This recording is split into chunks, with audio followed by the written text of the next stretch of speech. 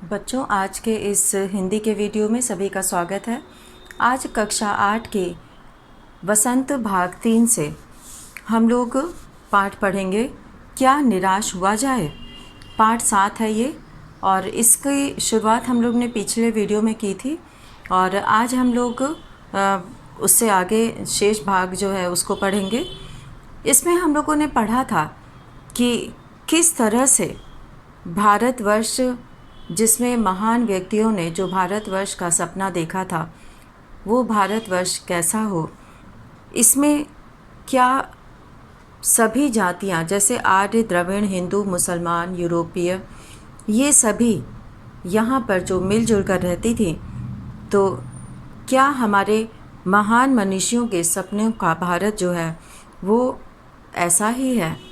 और यह सही है कि कुछ दिनों से, इन दिनों कुछ ऐसा माहौल बना है कि ईमानदारी से मेहनत करने वाले जो है, जीविका चलाने वाले निरीह और भोले भाले श्रमजीवी पिस रहे हैं, और झूठ तथा फरेब का रोज़गार करने वाले फल फूल रहे हैं।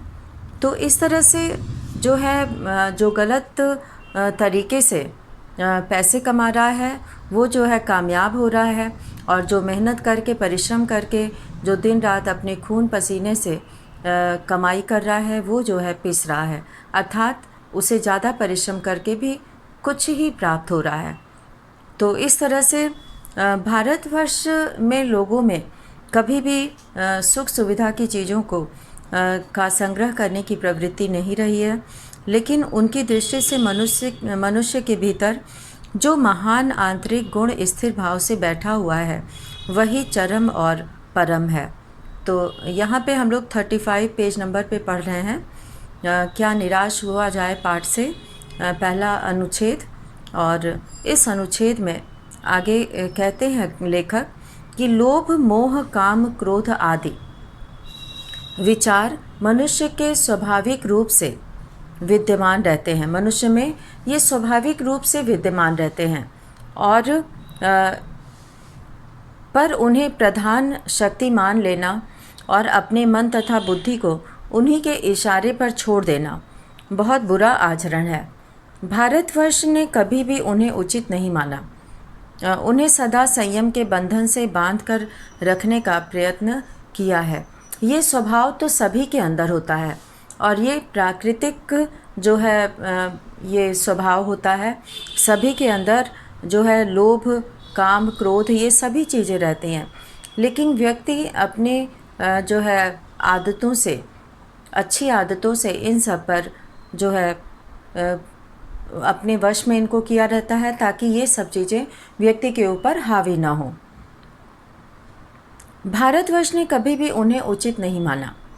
उन्हें सदा संयम के बंधन में रहने के लिए सिखाया है, और लोगों ने प्रयत्न करके अपने आप को संयम में बांधा है। परंतु भूख की उपेक्षा नहीं की जा सकती, बीमार के लिए दवा की उपेक्षा नहीं की जा सकती। अगर हमें भूख लगी है तो हमें भोजन चाहिए ही, और बीमार को दवा भी बहुत ही आवश्यक है। तो इस तरह से गुमराह को ठीक रास्ते पर ले जाने के उपायों की उपेक्षा नहीं की जा सकती, तो गुमराह को भी ठीक किया जा सकता है।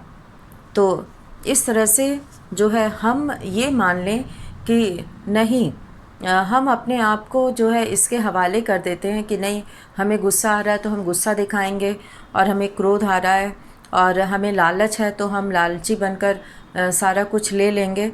तो इन सब ये चीज़ें मनुष्य के स्वभाव में हैं, लेकिन हमें उनको अपने वश में करना होता है। ये जो स्वभाव है मनुष्य का, उसको हमें संयम से, अपने अनुशासन से हमें इसे अपने वश में रखना है।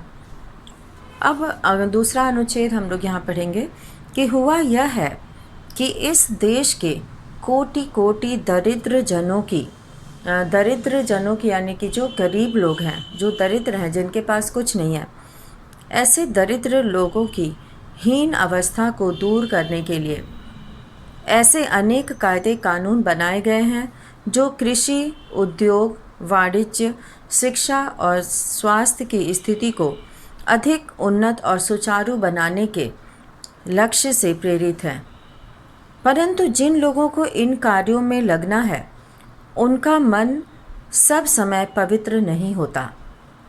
प्रायः वे ही लक्ष्य को भूल जाते हैं और अपनी ही सुख सुविधा की ओर ज़्यादा ध्यान देने लगते हैं।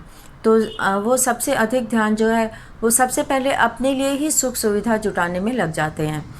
तो यहाँ पर गरीबी को दूर करने के लिए, दरिद्रता को दूर करने के लिए, बीमारी को दूर करने के लिए जिन लोगों को कानून के तहत, जिन लोगों को इसमें लगाया जाता है काम करने के लिए, जिनको ये जो है अधिकार दिया जाता है, तो ये ज़रूरी नहीं है कि वो भी जो है पूरे ईमानदारी के साथ इस कार्य को करें।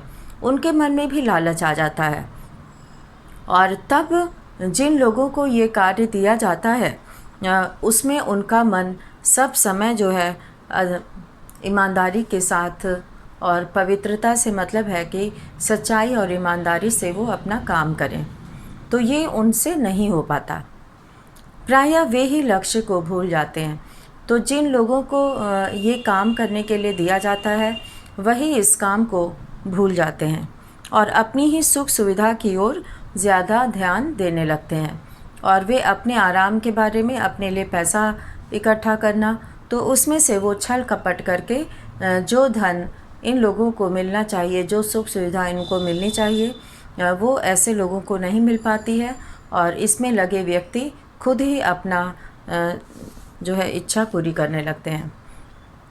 तो भारतवर्ष, अब अगला अनुच्छेद, भारतवर्ष सदा कानून को धर्म के रूप में देखता आ रहा है। यहाँ पे एक शब्द आया था लक्ष्य। लक्ष्य कहते हैं उद्देश्य को।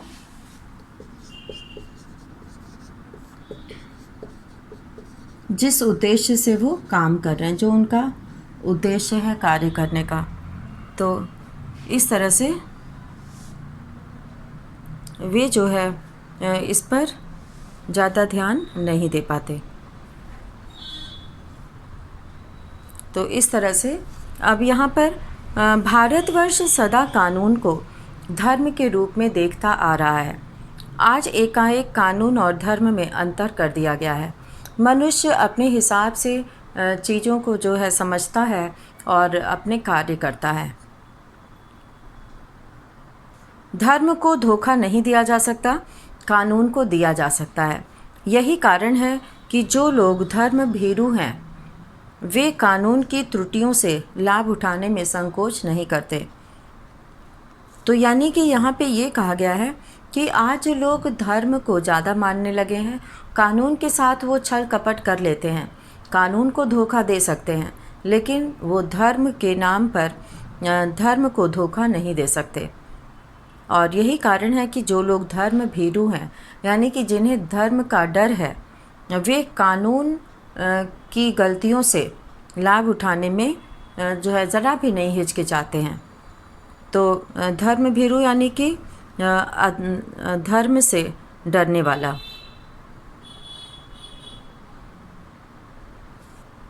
तो यहाँ पे जो अधर्म यानी कि जो धर्म न करे, उससे धर्म न करने से जिसके अंदर डर हो। इस बात के पर्याप्त प्रमाण खोजे जा सकते हैं कि समाज के ऊपरी वर्ग में चाहे जो भी होता रहा हो, भीतर भीतर भारतवर्ष अब भी यह अनुभव कर रहा है कि धर्म कानून से बड़ी चीज़ है।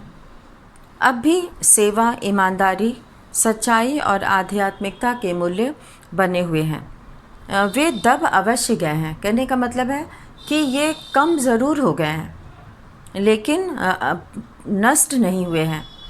आज भी वह मनुष्य से प्रेम करता है, महिलाओं का सम्मान करता है, झूठ और चोरी को गलत समझता है और दूसरे को पीड़ा पहुंचाने को पाप समझता है। हर आदमी अपने व्यक्तिगत जीवन में इस बात का अनुभव करता है। समाचार पत्रों में जो भ्रष्टाचार के प्रति इतना आक्रोश है, आक्रोश मतलब गुस्सा,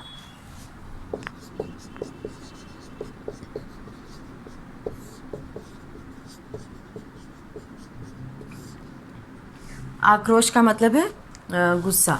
तो जो इनके अंदर गुस्सा है, जो आक्रोश है, तो ये जो है वह यही साबित करता है कि हम ऐसी चीज़ों को गलत समझते हैं और समाज में उन तत्वों की प्रतिष्ठा कम करना चाहते हैं जो गलत तरीके से धन या मान संग्रह करते हैं। तो इस तरह से समाज में हम उन तत्वों की प्रतिष्ठा को भी कम करना चाहते हैं जो गलत तरीके से धन कमाते हैं, गलत मार्ग पर चलते हैं। तो यहाँ पर ये सभी जो है आध्यात्मिक मूल्य और सेवा, ईमानदारी, सच्चाई आज भी बनी हुई है, पूरी तरह से नष्ट नहीं हुई है। दोषों का पर्दाफाश करना बुरी बात नहीं है। दोषों का पर्दाफाश करना बुरी बात नहीं है। बुराई यह मालूम होती है कि किसी के आचरण के गलत पक्ष को उद्घाटित करके उसमें रस लिया जाता है, यानी कि उसकी कमियों को ढूंढकर उसका मजाक बनाया जाता है। लोग उसको जो है सुना कर उसका मजाक बनाते हैं और उसमें रस लेते हैं, यानी आनंद उठाते हैं, मनोरंजन करते हैं।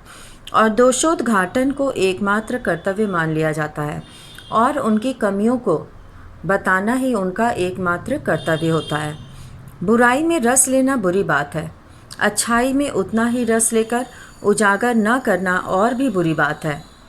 सैकड़ों घटनाएं ऐसी घटती हैं जिन्हें उजागर करने से लोक चित्त में अच्छाई के प्रति अच्छी भावना जागती है। तो अच्छी भावना जगाने के लिए जो अच्छाइयाँ होती हैं उनको भी बढ़ा चढ़ाकर कहना चाहिए, यानी कि उनकी अच्छाइयों को भी उतना ही रस लेकर और जो है उसके बारे में बताना चाहिए लोगों को। दूसरों की अच्छाइयों को बताकर हम उनसे बहुत कुछ सीख सकते हैं, लेकिन ऐसा होता नहीं है। लोग दूसरों की अच्छाइयों से ईर्ष्या करते हैं और उनकी कमियों को ढूंढकर उसको उजागर करते हैं और उसको बढ़ा चढ़ाकर उसका जो है दूसरों को सुनाते हैं और मज़े लेते हैं। अगर हम दूसरों की अच्छाइयों को भी जो है उतना ही रस लेकर उसको उजागर करें, दूसरों को बताएं, तो ये अच्छी बात होगी। लेकिन ऐसा होता नहीं है। और अगर हम दूसरों की अच्छाइयों को जानते हैं लेकिन उसके बारे में बोलते नहीं हैं, तो ये और बुरी बात है। हमें ऐसी चीज़ों को बताना चाहिए जिससे कि दूसरे भी सीख सकें। तो ऐसी बहुत सारी घटनाएं घटती हैं जो अच्छाइयों से जुड़ी होती हैं, लेकिन उसके बारे में उजागर करने से लोक चित्त में जो है अच्छाई की भावना जागती है, लेकिन ऐसा लोग करते नहीं हैं। अब लेखक एक उदाहरण देते हैं कि एक बार रेलवे स्टेशन पर टिकट लेते हुए गलती से मैंने 10 के बजाय 100 रुपये का नोट दिया और मैं जल्दी जल्दी गाड़ी में आकर बैठ गया। थोड़ी देर में टिकट बाबू उन दिनों के सेकंड क्लास के डिब्बे में हर आदमी का चेहरा पहचानता हुआ उपस्थित हुआ। उसने मुझे पहचान लिया और बड़ी विनम्रता के साथ मेरे हाथ में 90 रुपये रख दिए और बोला, यह बहुत गलती हो गई थी। आपने भी नहीं देखा, मैंने भी नहीं देखा। उसके चेहरे पर विचित्र संतोष की गरिमा थी। मैं चकित रह गया और जब उस व्यक्ति ने इनके 90 रुपये लौटा दिए तब उसके चेहरे पर बहुत ही चमक थी और सुकून था, शांति थी। उसे बहुत अच्छा लगा क्योंकि ये पैसे उसे बोझ लग रहे थे। उसे लग रहा था कि उस आदमी के पैसे गलती से मेरे पास पड़े हैं जो मेरे नहीं हैं, ये उसी आदमी को मिलना चाहिए। और उसने इसके लिए कोशिश भी की और उसे पहचान कर उसके पैसे वापस किए। तो ये अच्छाई की भावना जो है हमें लोगों को बताना चाहिए। तो इस तरह से उसके चेहरे पर विचित्र यानी कि बहुत अधिक संतोष की गरिमा थी, संतोष की भावना दिखाई दे रही थी और यह देखकर वो चकित रह गए, जैसा कि चित्र में भी दिख रहा है। तो यहाँ पर आगे कहते हैं लेखक कि कैसे कहूँ कि दुनिया से सच्चाई और ईमानदारी लुप्त हो गई है। लुप्त मतलब गायब। लुप्त का मतलब होता है गायब होना, न दिखाई देना, समाप्त हो जाना। तो लुप्त हो जाना। तो ये मैं कैसे कहूँ कि सच्चाई और ईमानदारी पूरी तरह से ख़त्म हो गई है। वैसी अनेक अवांछित घटनाएं भी हुई हैं परंतु यह एक घटना ठगी और वंचना की अनेक घटनाओं से अधिक शक्तिशाली है। तो यहाँ पर एक बार वो कहते हैं लेखक कि ये घटना जो है वो अधिक शक्तिशाली है। तो एक बार मैं बस में यात्रा कर रहा था। अब वो एक दूसरा उदाहरण देते हैं कि एक बार मैं बस में यात्रा कर रहा था, मेरे साथ मेरी पत्नी और 3 बच्चे भी थे। बस में कुछ खराबी थी, रुक रुक कर चलती थी। गंतव्य से कोई 8 किलोमीटर पहले ही एक निर्जन सुनसान स्थान में बस ने जवाब दे दिया। रात के कोई 10 बजे होंगे। बस में यात्री घबरा गए। कंडक्टर उतर गया और एक साइकिल लेकर चलता बना। लोगों को संदेह हो गया कि हमें धोखा दिया जा रहा है।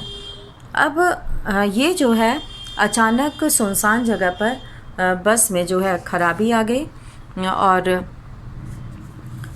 बस रुक रुक कर चल रही थी। उसमें जो है गंतव्य में यानी कि जहाँ तक उस बस को जाना था, पहुँचना था, उसमें कोई 8 किलोमीटर पहले ही, और वो निर्जन जगह थी, सुनसान जगह थी, वहाँ पे कोई दुकान नहीं, कुछ कोई आना जाना नहीं।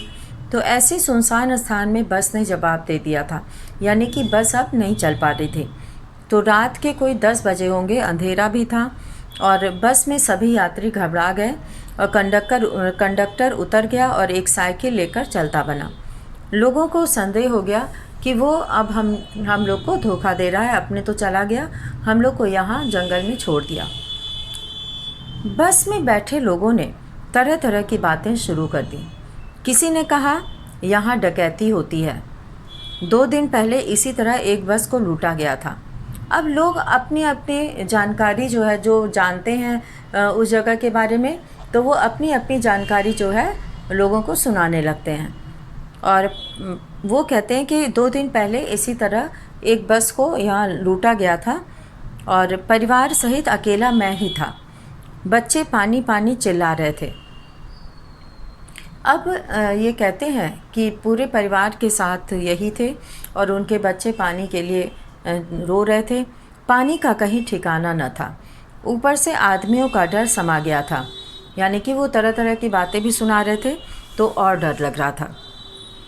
कुछ नौजवानों ने ड्राइवर को पकड़कर मारने पीटने का हिसाब बनाया और जो नौजवान थे वो तो अपने आप को रोक नहीं पा रहे थे। वो बस यही सोच रहे थे कि किसी तरह वो ड्राइवर मिल जाता तो उसकी पिटाई कर देते। तो ड्राइवर के चेहरे पर हवाइयाँ उड़ने लगीं। लोगों ने उसे पकड़ लिया। वह बड़े कातर ढंग से मेरी ओर देखने लगा और बोला कि हम लोग बस का कोई उपाय कर रहे हैं, बचाइए, ये लोग मारेंगे। अब जो है लोगों ने उसे पकड़ लिया था और वह बड़े कातर ढंग से यानी तिरछी नज़र से मेरी ओर देखने लगा और बोला कि हम लोग बस का कोई उपाय कर रहे हैं, हमें बचाइए, नहीं तो ये लोग हमें मारेंगे। डर तो मेरे मन में था, पर उसकी कातर मुद्रा देखकर मैंने यात्रियों को समझाया कि मारना ठीक नहीं है, जैसा कि चित्र में भी बना हुआ है। तो वो समझाता है लोगों को कि मारना ठीक नहीं है, क्योंकि अब तो मुसीबत आ ही गई है, तो उससे बचने का उपाय करना ही पड़ेगा और ये उपाय वही कर सकता है। परंतु यात्री इतने घबरा गए कि मेरी बात सुनने को तैयार नहीं हुए। कहने लगे कि इसकी बातों में मत आइए, धोखा दे रहा है। कंडक्टर को पहले ही डाकुओं के यहाँ भेज दिया है। और यानी कि उनको लग रहा था कि ये गया और कंडक्टर को जो है डाकुओं के पास भेज दिया है कि आओ और इनको लूटो। मैं भी बहुत भयभीत था। अब इनको भी डर लग रहा था, पर ड्राइवर को किसी तरह मार पीट से बचाया। 1.5-2 घंटे बीत गए। मेरे बच्चे भोजन और पानी के लिए व्याकुल थे। मेरी और पत्नी की हालत बुरी थी। लोगों ने ड्राइवर को मारा तो नहीं, पर उसे बस से उतार कर एक जगह घेर कर रखा। कोई भी दुर्घटना होती है तो पहले ड्राइवर को समाप्त कर देना उन्हें उचित जान पड़ा कि अगर कोई भी दुर्घटना घटती है, यानी कि अगर डाकू आते हैं या कोई जो है ऐसी अनचाही घटना घटती है, तो उस ड्राइवर को ही मारा जाएगा, तो उसी को समाप्त किया जाएगा। मेरे गिड़गिड़ाने का कोई विशेष असर नहीं पड़ा। इसी समय क्या देखता हूँ कि एक खाली बस चली आ रही है और उस पर हमारा बस कंडक्टर भी बैठा हुआ है। तो यहाँ पर जब थोड़ी देर बीतता है तो वो देखते हैं कि यहाँ पर एक खाली बस चली आ रही है और बस कंडक्टर भी उस पर बैठा हुआ है। तो उसने आते ही कहा कि अड्डे से नई बस लाया हूँ, इस बस पर बैठिए, वह बस चलाने लायक नहीं है। फिर मेरे पास एक लोटे में पानी और थोड़ा दूध लेकर आया और बोला, पंडित जी, बच्चों का रोना मुझसे देखा नहीं गया, वहीं दूध मिल गया, थोड़ा लेता आया। यात्रियों में फिर से जान आई, यानी कि जब उसने ये बात सुनी और उसने ऐसा कहा तो सभी के अंदर जान आई और सबने उसे धन्यवाद दिया। ड्राइवर से माफ़ी मांगी और 12 बजे से पहले ही सब लोग बस अड्डे पहुंच गए। तो इस तरह से उसने जो है वो अगर सबसे पूछ के जाता तो उसको वो लोग जाने भी नहीं देते और वहीं पर रोक लेते। इसलिए वो तुरंत पहला काम किया कि पहले जाकर उसने इंतज़ाम किया नई बस का। और बच्चे रो रहे थे, इसलिए जो है उनके लिए दूध और पानी का इंतज़ाम किया। अब आगे लेखक कहते हैं कि कैसे कहूँ कि मनुष्यता एकदम समाप्त हो गई है, कैसे कहूँ कि लोगों में दया माया रह ही नहीं गई है। जीवन में जाने कितनी ऐसी घटनाएं हुई हैं जिन्हें मैं भूल नहीं सकता। और ये सही बात है, दुनिया में जो है हम लोग देखते हैं समाज में अपने आसपास कि बुराइयों के साथ साथ अच्छाइयाँ भी हैं। अब वो कहते हैं कि ठगा भी गया हूँ, धोखा भी खाया हूँ, परंतु बहुत कम स्थलों पर विश्वासघात नाम की चीज़ मिलती है। केवल उन्हीं बातों का हिसाब रखो जिनमें धोखा खाया है तो जीवन कष्टकर हो जाएगा। परंतु ऐसी घटनाएं भी बहुत कम नहीं हैं जब लोगों ने अकारण सहायता की है, निराश मन को ढाढ़स दिया है और हिम्मत बंधाई है। कविवर रविंद्रनाथ ठाकुर ने अपने प्रार्थना गीत में भगवान से प्रार्थना की थी कि संसार में केवल नुकसान ही उठाना पड़े, धोखा ही खाना पड़े, तो ऐसे अवसरों पर भी हे प्रभु मुझे ऐसी शक्ति दो कि मैं तुम्हारे ऊपर संदेह न करूं। तो इस तरह से अगर ये परिस्थितियां आती भी हैं तो मैं ईश्वर के ऊपर संदेह न करूं। मनुष्य की बनाई विधियां गलत नतीजे तक पहुंच रही हैं तो इन्हें बदलना होगा। वस्तुतः आए दिन इन्हें बदला ही जा रहा है, लेकिन अब भी आशा की ज्योति बुझी नहीं है। महान भारतवर्ष को पाने की संभावना बनी हुई है और बनी रहेगी। तो मेरे मन निराश होने की ज़रूरत नहीं है। न रहो न निराश करो मन को। तो यानी कि हे मनुष्य, तुम्हें निराश होने की ज़रूरत नहीं है, क्योंकि यहाँ पर अच्छाइयाँ भी हैं और थोड़ी बुराइयाँ भी हैं। तो इसमें जो है हमें स्वयं पर संयम रख के और सच्चाई के मार्ग पर चल के सभी मनुष्य को अच्छी आदतों को अपने अंदर लाना है। और इसलिए ये कहना कठिन है कि इस संसार से अच्छाइयाँ अब समाप्त हो गई हैं और केवल जो है धोखा न रह गया है और छल कपट रह गया है और ईमानदारी और सच्चाई ख़त्म हो गई है। तो ऐसा नहीं है, जहाँ पे अच्छाई है वहाँ बुराई भी है। तो हमें अच्छाई को देखना है, उसी का हिसाब रखना है और दूसरों के साथ भी अच्छा करना है। तो ये हजारी प्रसाद द्विवेदी के द्वारा लिखा गया पाठ था। क्या निराश हुआ जाए? तो हमें निराश होने की कोई आवश्यकता नहीं है। हमें अपने ऊपर विश्वास रखना चाहिए और हम जैसा अपने लिए चाहते हैं वैसा ही हमें दूसरों के साथ भी व्यवहार करना चाहिए। अब यहाँ पर हम लोग अब आगे देखेंगे प्रश्न अभ्यास में कि इसमें पहला यहाँ पे दिया है आपके विचार से। तो इसमें जो है पहला प्रश्न है, लेखक ने स्वीकार किया है कि लोगों ने उन्हें भी धोखा दिया है, फिर भी वह निराश नहीं है। आपके विचार से इस बात का क्या कारण हो सकता है? तो यहाँ पर जो है ये प्रश्न पूछा गया है।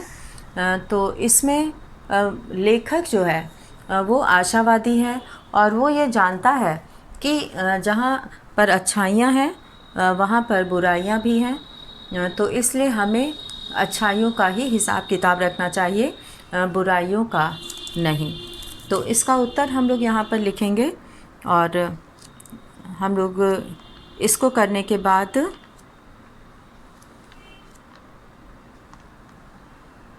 हम लोग आगे दूसरे प्रश्न को, और यहाँ पर पाठ में इस पाठ के माध्यम से लेखक ने उदाहरण देकर ये भी बताने का प्रयास किया है कि किस तरह से मनुष्य अगर चाहे तो वो अपने जीवन को जो है आशावादी बना सकता है और लोगों को भी इसके लिए जो है प्रेरणा दे सकता है। तो यहाँ पर हम लोग पहला प्रश्न करेंगे, क्या निराश हुआ जाएगा। पहले यहाँ पर आपके विचार से शीर्षक के अंतर्गत यहाँ पर शीर्षक डालेंगे, आपके विचार से।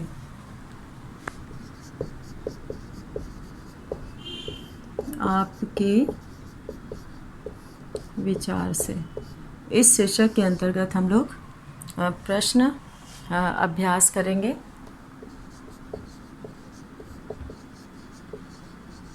प्रश्न अभ्यास के अंतर्गत हम लोग पहले हेडिंग में करेंगे। तो लेखक ने इस घटना में स्वीकार किया है, ये उत्तर 1 है।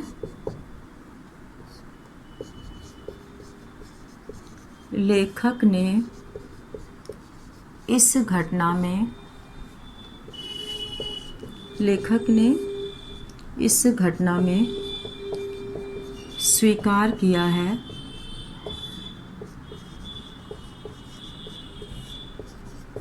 इस घटना में स्वीकार किया है कि लोगों ने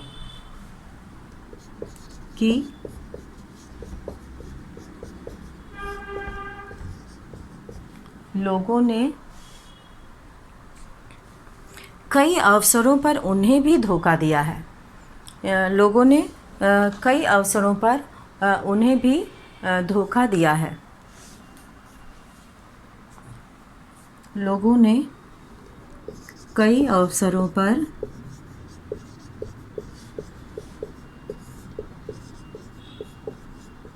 उन्हें भी धोखा दिया है, पर वह इसी को यानी इसी घटना को, वह इसी को सभी पर लागू नहीं करना चाहते, पर वह इसी को सभी पर लागू नहीं करना चाहते, नहीं करना चाहते। स्थिति चिंताजनक अवश्य है। स्थिति चिंताजनक, स्थिति चिंताजनक अवश्य है। स्थिति चिंताजनक अवश्य है, पर वह इसी को सभी पर लागू नहीं करना चाहते, पर वह इसी को सभी पर लागू नहीं करना चाहते।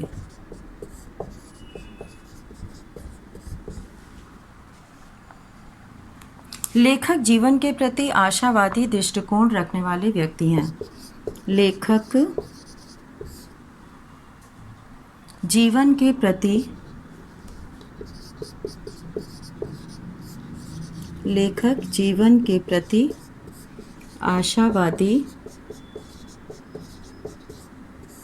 दृष्टिकोण, आशावादी दृष्टिकोण रखने वाले व्यक्ति हैं। रखने वाले व्यक्ति हैं। वह ठगे जाने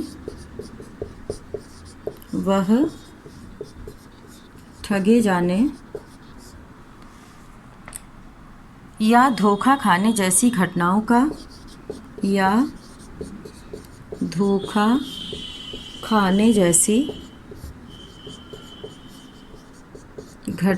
का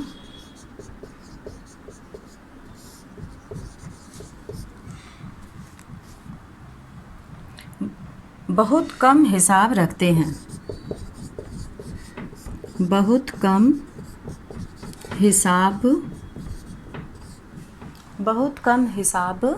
रखते हैं। ऐसी घटनाओं का बहुत कम ऐसी हिसाब रखते हैं। पर निराश होकर बैठ जाने की स्थिति नहीं है। पर निराश होकर बैठ जाने की स्थिति नहीं है। कि निराश होकर हम बैठ जाएं सब कुछ छोड़कर, स्थिति नहीं है। लेखक आशावादी है।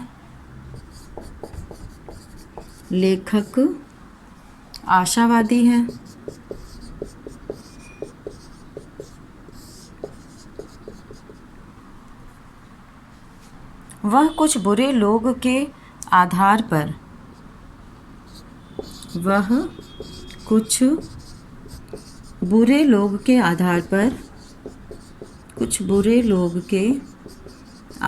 पर भविष्य को अंधकार में नहीं देखता। के आधार पर भविष्य को